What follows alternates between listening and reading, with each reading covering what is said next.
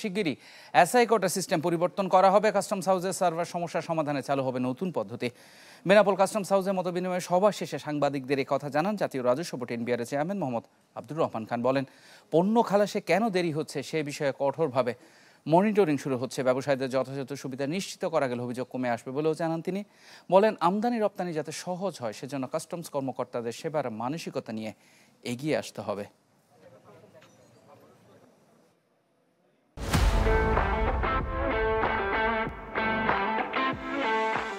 আমাদের অফিসারদেরকে উজ্জীবিত করা, তারা যাতে করে সেবার মানসিকতা নিয়ে এবং আমাদের ব্যবসায়ীদের ফ্যাসিলিটেট করার মানসিকতা নিয়ে দ্রুততম সময়ের মধ্যে যাতে তারা সার্ভিসটা দিতে পারে সেই ব্যাপারে তাদেরকে উদ্বুদ্ধ করেছি, নির্দেশনা দিয়েছি এবং আমরা বলেছি আমরা কঠোরভাবে মনিটর করব।